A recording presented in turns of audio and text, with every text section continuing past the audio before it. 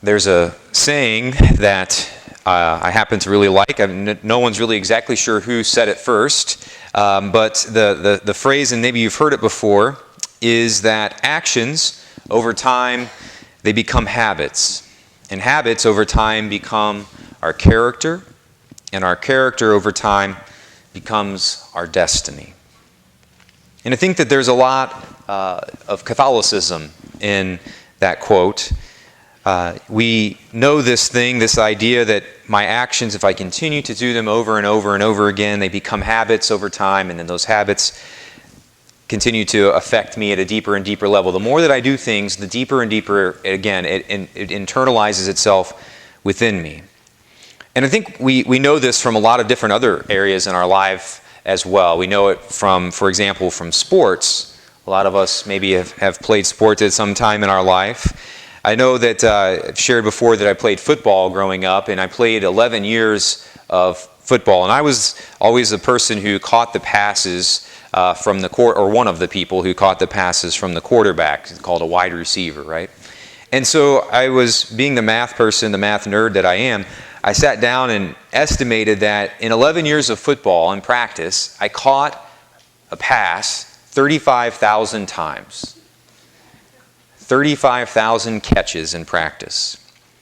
And in a game, I caught 20. Now, if I was better, that would have been a little bit higher, but even then, even if you were really good, it wouldn't have been that much different. So it's still a huge difference. If you take the best wide receiver in the history of the world, it would still be a shocking difference between the number that they catch in practice and the number in a game. So, again, final math thing for the day. For every time I caught a pass in a game, I caught 1,750 footballs in practice. Now, we know this, of course, from infinitely better athletes than myself. Tiger Woods, if you watch Tiger Woods practice, or any of the other people who are really good at golf, they spend hours every day. Shot after shot after shot from the same exact spot. And then they move into the bunker. And then they do shot after shot after shot in the bunker. And then they go to the same spot on the green and they putt after putt after putt. Practicing every day, rain, sunshine, cold, whatever it is. And over time, those actions become routine. They become habits. They become a second nature almost. And it's true for every sport, whatever it is that you want to pick, running or volleyball or tennis, etc. It's not just obviously sports that this is the case. It's the case in lots of things. We're thinking of music as well, and I was taking advantage of Edward's classes he's been offering over the past year. And I kind of, the first time I showed up, I thought that there was going to be some miracle cure for how to sing better. And it turned out that it's basically you have to sing do, re, mi, fa, sol, la, ti, do about 4 trillion times. And then over that course of that, some years later, it starts to internalize itself and you grow as a musician. I have a long way to go. But anyways, practicing over and over and over again. That's what that saying is getting at. Actions become habits. Habits become character. Character shapes our destiny. And it was interesting thinking about the sports thing when I was in high school ministry. You'd hear a lot of young people say things like, I want to be Andrew Luck, or I want to be like LeBron James, or Tiger Woods, or whoever the athlete was. Many of our young people look up to athletes. And I would ask them a lot of times, do you want to work like Andrew Luck? Do you want to work like LeBron James at that sport? Because again, those athletes spend hours and hours and hours every day training to become the person that they were. Andrew Luck did not luck into becoming Andrew Luck. And I think a lot of times the reason I bring all of this up is that I think in our faith, it's the same type of thing. Sometimes we see a great saint or a person of great holiness and we say to ourselves, I want to be like that person. I want to be like Mother Teresa, for example. I know I said that many times. And I think the same thing applies. The question is, do we want to do the small things over and over and over again that lead to and led to Mother Teresa becoming Mother Teresa? Or St. John Vianney becoming St. John Vianney? Or name your saint that you have a particular devotion to. Those people did not luck into becoming saints. They did the small things over and over and over again, and those actions over time, over years and years, became habits.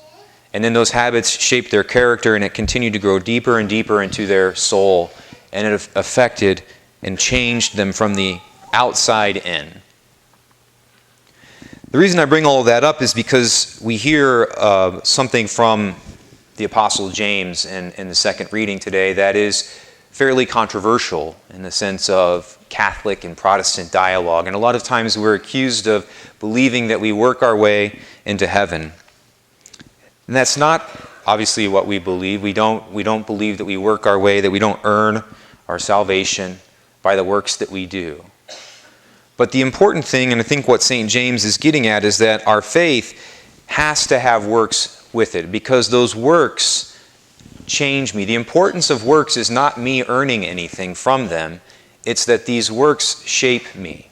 The actions that I do, in a good way or a negative way, whichever one they are, they shape me. And so actions and works have a great importance for us in our Catholic faith, not because we earn anything by them, but because they affect us and help us grow, and they change us over time. The question, I think, then that comes up and is answered in the gospel is, what type of actions should we be doing? What are the types of works that help change me from the outside in? What are those things that change my habits and my character and my destiny? And Jesus says three things in the gospel today, and they're all verbs. They're all actions. They're not thoughts or emotions or feelings. They're literally works, doing something. And Jesus says, first of all, if you want to follow me, you need to deny yourself.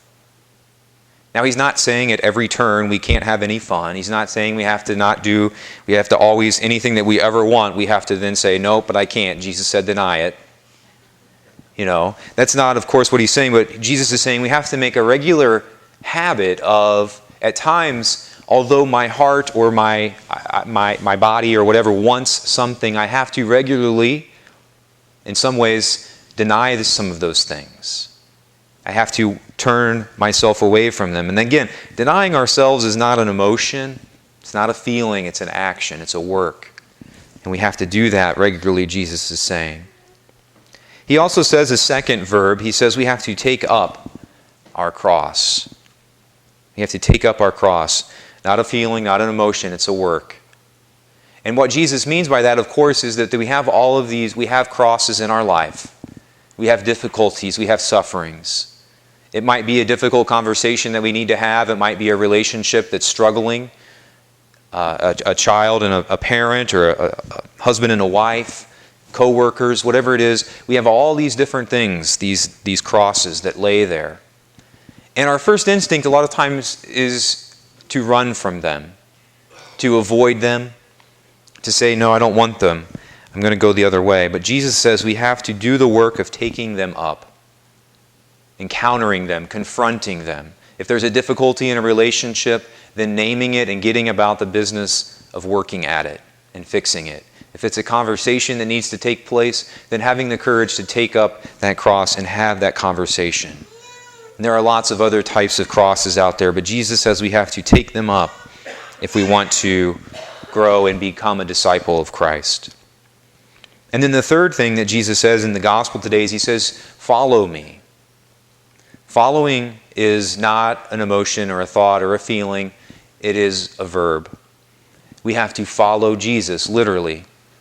We have to be about doing the things that Jesus is asking us to do and going to the places that Jesus is asking us to go.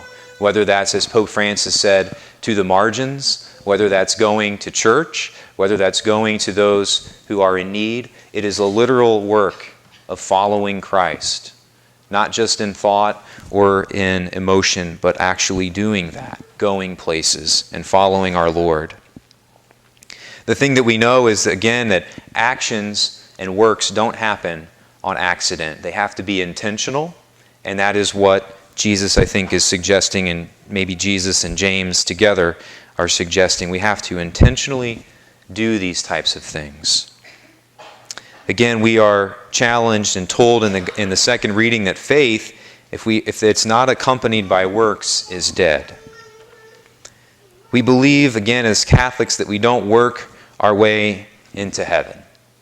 We don't work our way into heaven. We don't earn our way into heaven. But what we do believe, thanks be to God, is that over time, if I am doing the actions and works that Christ is asking me to do, heaven will work its way into me.